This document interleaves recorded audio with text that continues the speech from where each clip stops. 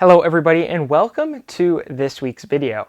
Now I was planning on hopping in one of the new airplanes that my flight school got and took delivery of this past week, but unfortunately I'm going to be flying the 152 instead tomorrow morning. So next week you will see a flight vlog in that airplane. It has a brand new interior, so if you want to see that, make sure to tune in next week. For today's video, we are going to be hopping on the iPad and talking about my most updated 3 ForeFlight tips for student pilots or private pilots in 2022. That video is coming up right now.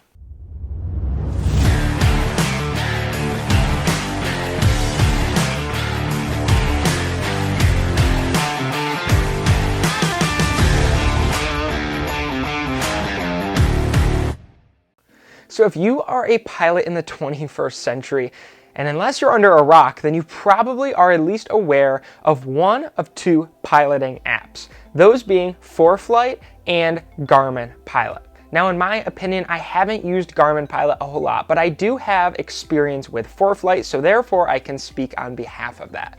What I'm doing today is giving you 3 short things that I did on my ForeFlight that you can do in probably 15 seconds that can just help you in the course of your training. So let's hop right into number 1, which is favorited airports.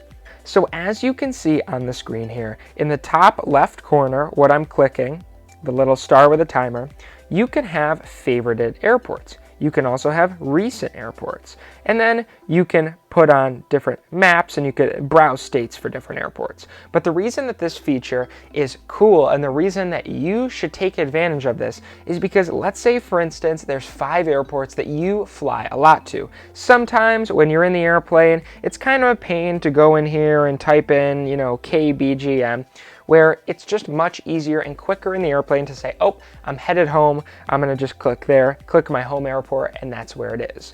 In my ForeFlight, I have my home airport, and then I have the airport that if I need gas at, because for whatever reason the FBO at Binghamton is closed, this is where I come to. So I have that saved there as well. On my charity flight Loot for the Troops, which I made a series about, make sure you go check it out if you haven't already, I actually had all of the airports the entire trip right here. So if I forgot where we were going next or where I was coming from, I would just click this button. I'd see all the airports I needed. So that's tip number 1. Moving on to tip number 2, it is adjusting the settings in your map. Now these are a few things, and I'm going to all include them in this tip because it really all has to do with your sectional chart.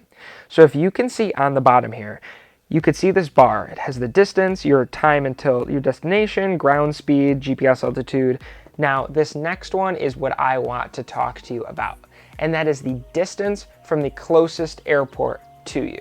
We've all been in that position where we've been flying with an instructor or maybe on a check ride where they pull the power on us and say, okay, where are you gonna land? And you run through your checklist, you pitch for your airspeed, you pick your best field, and you decide that there's this really awesome, grass field you're gonna land on. It's all looking good.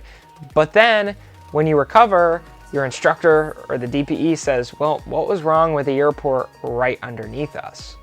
So that is why this feature is pretty cool. Now I want to make it clear that you shouldn't fully depend on ForeFlight in an emergency.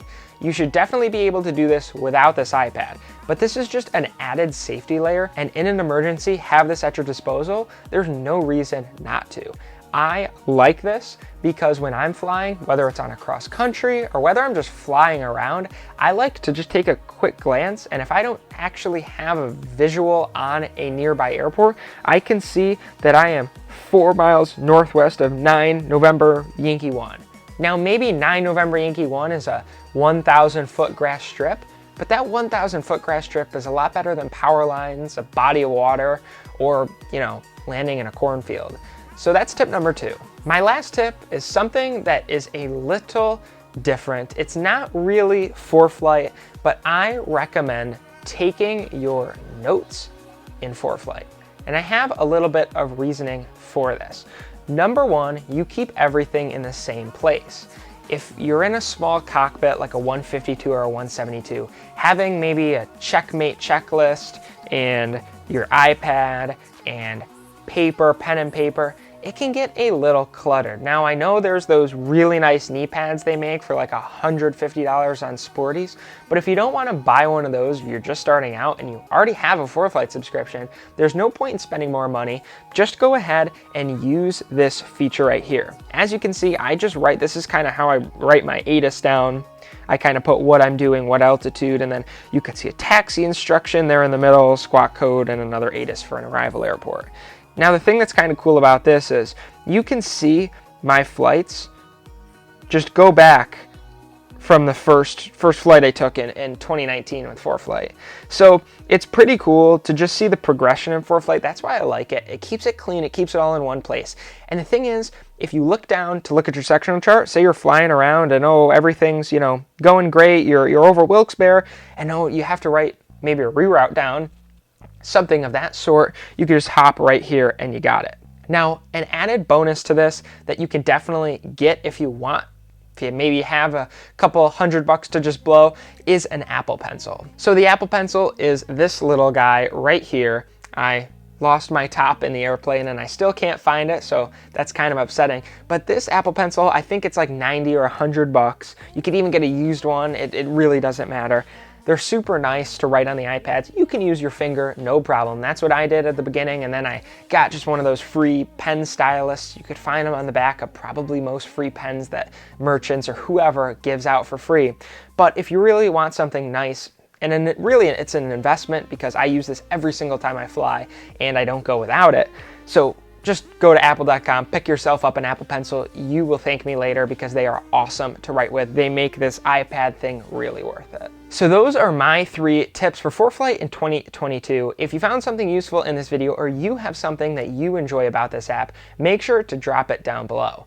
Now, before you leave, I want you to know that there are tens of thousands of different features in ForeFlight. I can sit here and talk to you for hours about all the functionality that this app has. I did make a video about a year ago on that, but if you want a full in-depth tour of ForeFlight or maybe a tutorial for student or private pilots, let me know down in the comments below.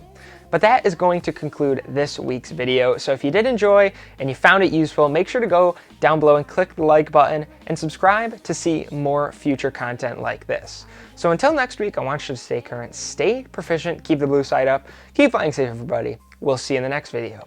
Use ForeFlight.